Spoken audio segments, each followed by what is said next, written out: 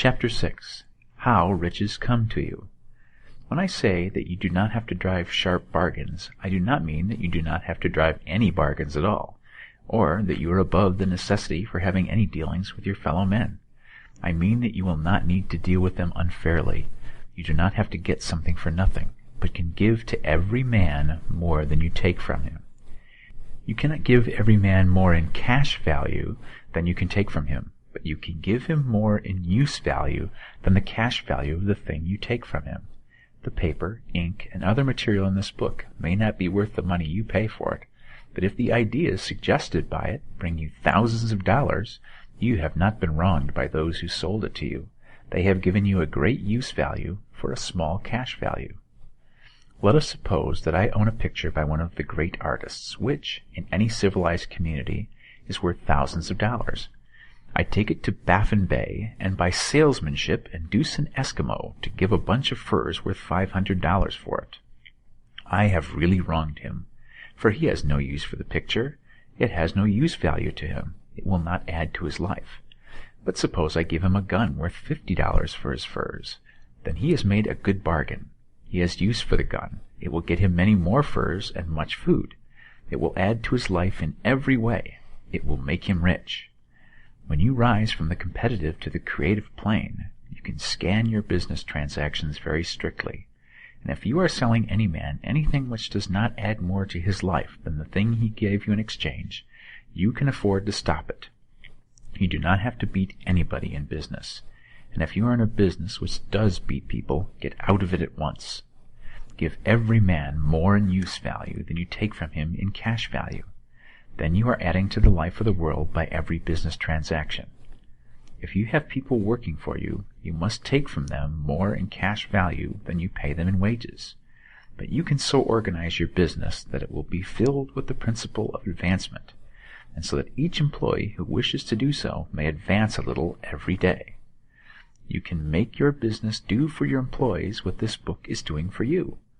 You can so conduct your business that it will be a sort of ladder by which every employee who will take the trouble may climb to riches himself, and, given the opportunity, if you will not do so, it is not your fault. And, finally, because you are to cause the creation of your riches from formless substance which permeates all your environment, it does not follow that they are to take shape from the atmosphere and come into being before your very eyes.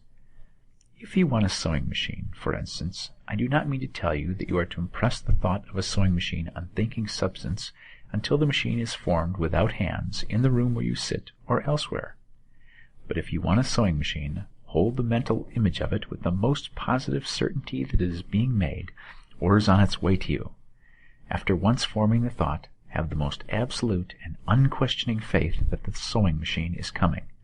Never think of it or speak of it in any other way than as being sure to arrive. Claim it as already yours. It will be brought to you by the power of the Supreme Intelligence, acting upon the minds of men.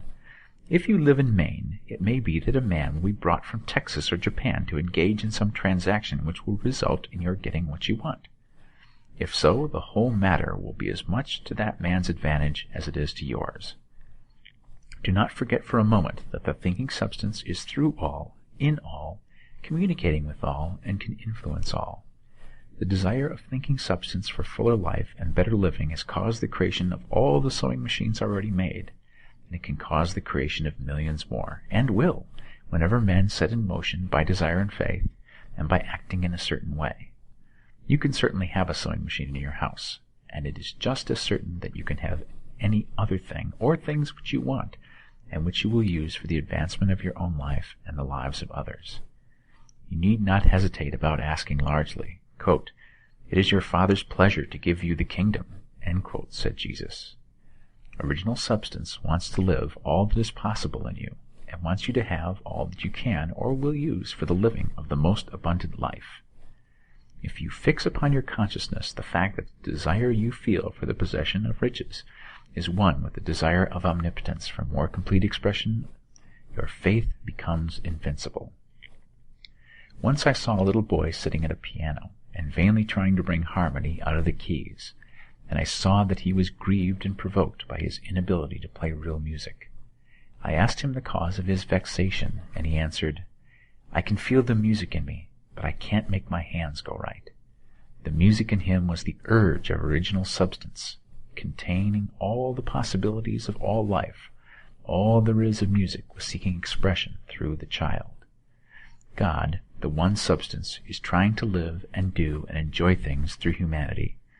He is saying, I want hands to build wonderful structures, to play divine harmonies, to paint glorious pictures. I want feet to run my errands, eyes to see my beauties, tongues to tell mighty truths and to sing marvelous songs, and so on. All that there is of possibility is seeking expression through men.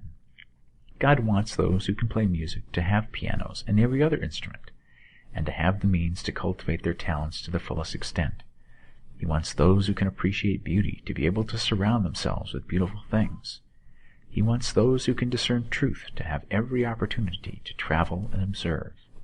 He wants those who can appreciate dress to be beautifully clothed, and those who can appreciate good food to be luxuriously fed. He wants all these things because it is himself that enjoys and appreciates them. It is God who wants to play and sing and enjoy beauty and proclaim truth and wear fine clothes and eat good foods.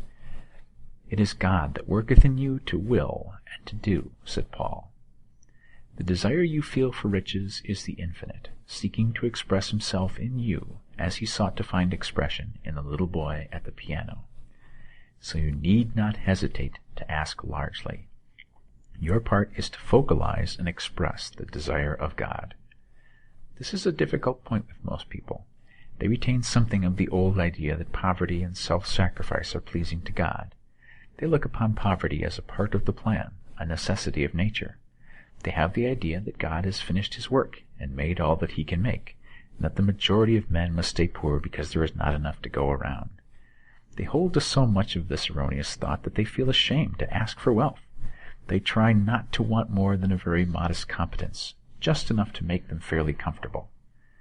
I recall now the case of one student who was told that he must get in mind a clear picture of the things he desired, so that the creative thought of them might be impressed on formless substance.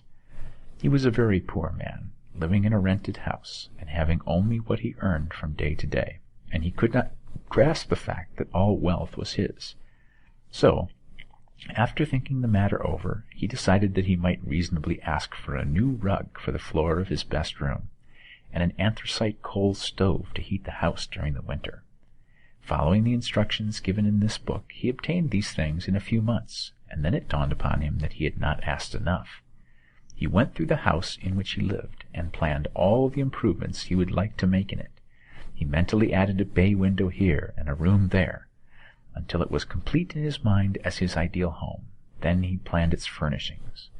Holding the whole picture in his mind, he began living in a certain way, and moving toward what he wanted.